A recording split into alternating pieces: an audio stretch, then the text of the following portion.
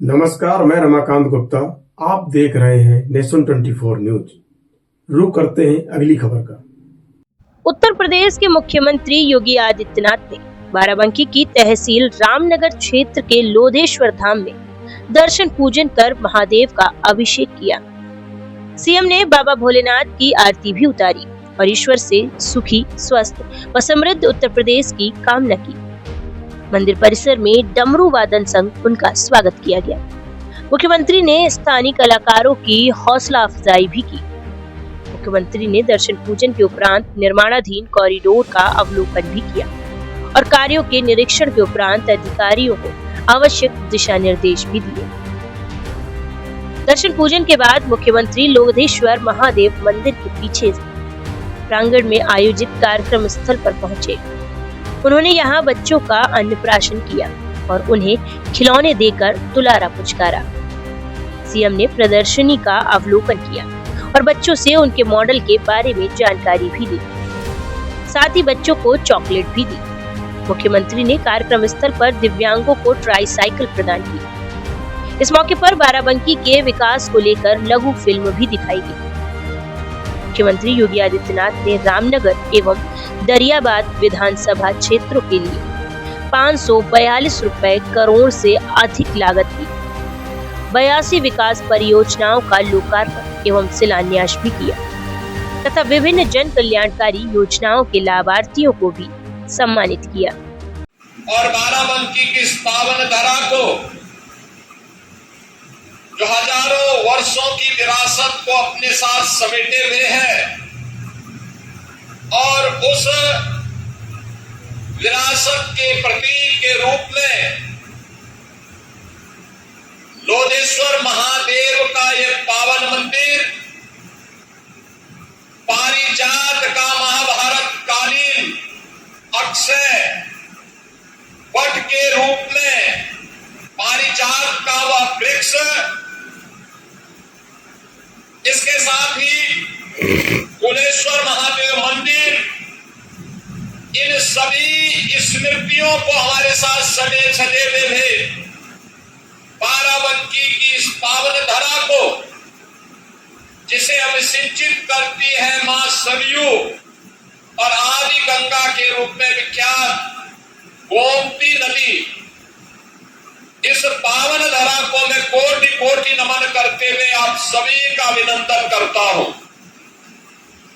बहनों और भाइयों, कितनी समृद्ध भूमि है।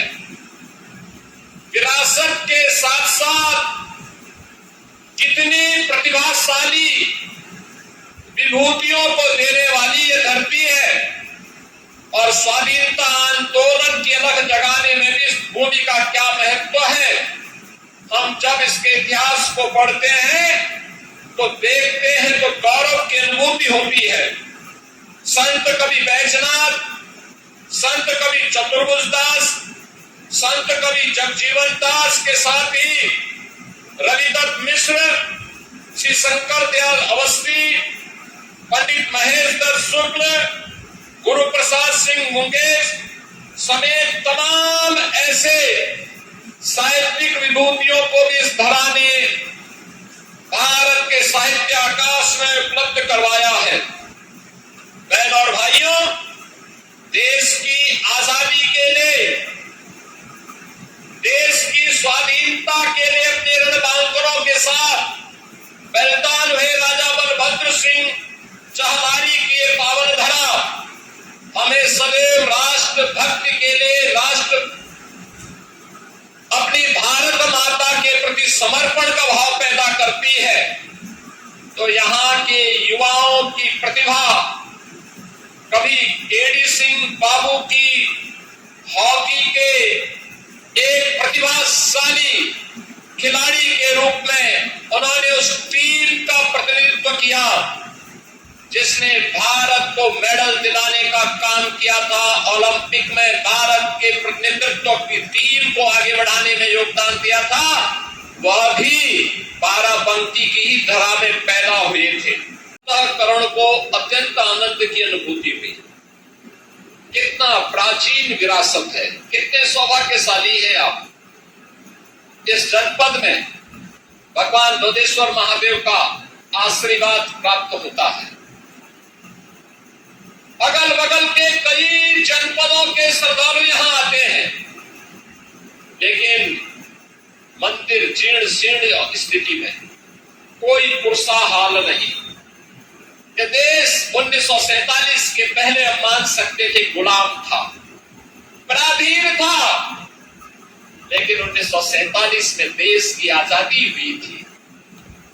आजादी के वो लोग बाराबंकी के लोधेश्वर महादेव के मंदिर तक भी पहुंचनी चाहिए थी,